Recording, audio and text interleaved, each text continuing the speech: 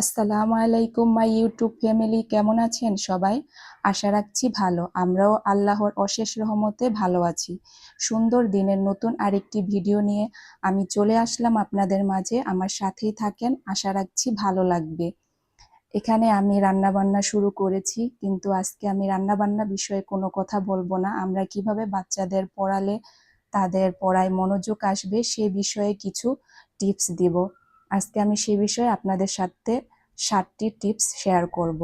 আসলে বাচ্চাদের পড়াশোনায় মনোযোগী করা ভীষণ কঠিন কাজ। সারাদিন তারা খেলছে, ঘুরছে, টিভি দেখছে, আনন্দ করছে।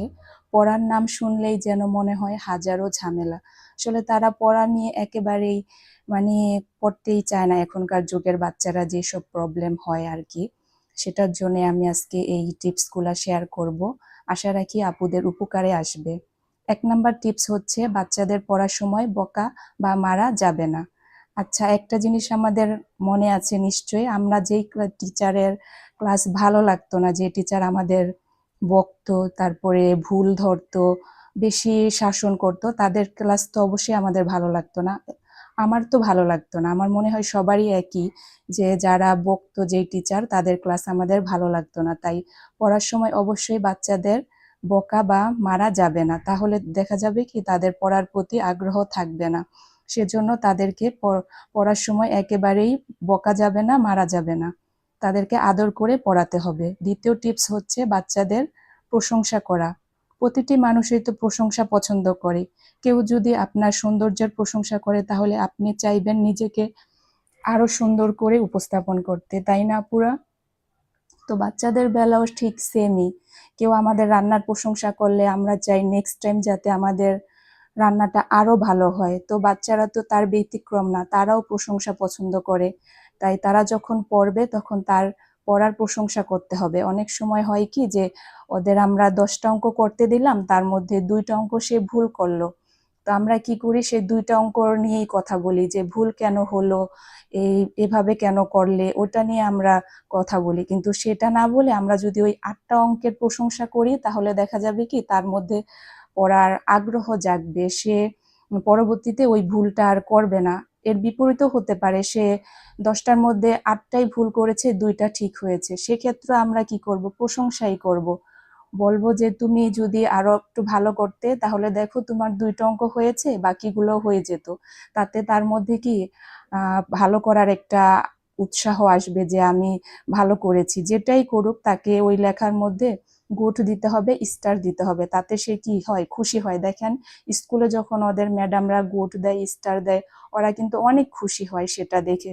তো আমরাও বাসায় সেম কাজই করব। যখন পড়াতে বসবো, অবশ্যই তাদের লেখার মধ্যে গুড, স্টার, বিভিন্ন কিছু দিয়ে তাদেরকে উৎসাহিত করব, প্রশংসা করব তাদের পড়ার। এতে তাদের মধ্যে পড়ার আগ্রহটা বাড়বে। 3 নাম্বার টিপসটা হচ্ছে ধৈর্যর সাথে পড়াতে হবে। প্রতিটি বাবা মাকেই মনে রাখতে হবে সব বাচ্চা সমান না। যখন আমরা পড়াতে বসবো, সব বাচ্চার, অনেক বাচ্চা আছে যে একবার দুইবার বললেই তার সেই বিষয়টা মনে থাকে। আবার অনেক বাচ্চা আছে যে বারবার বলতে হয়, তারপরে সে ওই পড়াটা মনে রাখে। তাছাড়া বাচ্চাদের পড়ালে ভুল করলে সেক্ষেত্রে বাচ্চাকে বকলে কিন্তু কোনো লাভ নেই। কারণ দেখা যায় যে তারা ওই ভুলটা হয় ভুলে যায়, না হয় অর্থ না বুঝে পড়ে, বা অনভ্যাসের কারণে ভুলে যায়। সেক্ষেত্রে আমাদেরকে ধৈর্য ধারণ করে তাদেরকে বুঝিয়ে পড়াতে হবে। তাদেরকে বকলে বা করলে হবে না, শাসন করলে হবে না। আমাদের ধৈর্যর সাথে সময় নিয়ে তাদেরকে বুঝিয়ে পড়াটা কমপ্লিট করাতে হবে। চতুর্থ হচ্ছে বাসার, যে সে যে বাসার যেই স্থানে পড়বে সেই স্থানটা নিরিবিলি নির্বাচন করতে হবে। মানে সেখানে যাতে অন্য কোনো রুমের কথা, কেউ জোরে কথা বলছে সেই কথার শব্দ, বা টিভির সাউন্ড, মোবাইলে কেউ ভিডিও দেখছে সেই ধরনের কোনো সাউন্ড যাতে না আসে, সেদিকে আমাদের খেয়াল রাখতে হবে। সেগুলো আসলে কি হবে, তার মনোযোগ অন্যদিকে ডাইভার্ট হয়ে যাবে, সে পড়াশোনায় মন দিতে পারবে না। পঞ্চম যেটা হচ্ছে যে তার জীবনের গোল সেট করে দিতে হবে, যে সে বড় হয়ে কি করতে চায়, কি হতে চায়। প্রত্যেকটা বাচ্চার জীবনের গোল সেট থাকা জরুরি। তাহলে দেখা যাবে কি তাকে সেই বিষয়ে বললে সে অনেক সুন্দরভাবে বুঝবে, বা তার নিজের যে বিষয়টা সেটা সে সুন্দরভাবে করবে। তাহলে আমাদেরকে এই জন্য বাচ্চাদের নিয়ে আলোচনা করতে হবে, শুনতে হবে বাচ্চারা বড় হয়ে সে কি হতে চায়, তার পছন্দ মতো কোন বিষয়টা, সেই বিষয়ে তার সাথে কথা বলতে হবে, তাকে ইন্সপায়ার করতে হবে, সেই বিষয়টা নিয়ে বই পড়াতে হবে বা তার পছন্দের জবটা নিয়ে তার সাথে আলোচনা করতে হবে। তাতে তার কি হবে, পড়ার প্রতি একটা আগ্রহ বাড়বে। এখানে আমার বাচ্চারা পড়ছে, কেউ আঁকছে, মানে যার যার মতো করে সে তার কাজগুলা করছে, মানে কোনো নাই। মেয়ের পড়া শেষ, সে তার আঁকাআঁকি শুরু করে দিয়েছে। আর 6 নাম্বার পয়েন্টটা হচ্ছে পড়াশোনার বিষয়ে অতিরিক্ত প্রেশার না দেওয়া। অনেক বাবা মারাই করে কি, তাদের নিজের পছন্দের বিষয়টা বাচ্চাদের উপর চাপিয়ে দেয়। সেক্ষেত্রে ছোট থেকে তাদেরকে উপর অধিক প্রেশার ক্রিয়েট করা হয় যে তোমাকে ফার্স্ট হতে হবে, তোমাকে 90% মার্কস পেতে হবে। এই ধরনের কথাগুলো বাচ্চাদেরকে উপর অনেক প্রেশার ক্রিয়েট করে। এতে তারা হয় কি, পড়ার প্রতি আগ্রহ হারিয়ে ফেলে। তাই পড়াশোনা নিয়ে অতিরিক্ত প্রেশার দেওয়া যাবে না।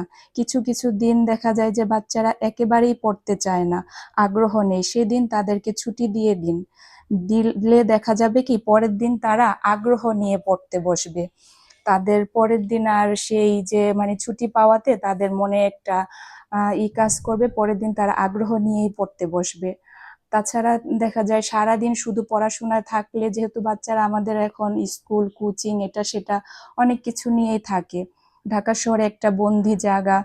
গ্রামেও এখন দেখা যায় বাচ্চারা বেশি বাহির হয় না, গ্রামে গেলেও দেখা যায় বাচ্চারা ঘরেই থাকে। তাহলে তাদের কি পড়াশোনার পাশাপাশি মানে সময় দিতে হবে যথেষ্ট পরিমাণে খেলাধুলা করলে বাচ্চাদের মনোসংযম বাড়ে এবং ব্রেনের ডেভেলপিং এ যথেষ্ট ভূমিকা পালন করে। সেজন্য বাচ্চাদেরকে যথেষ্ট পরিমাণে খেলাধুলার সময় দিতে হবে।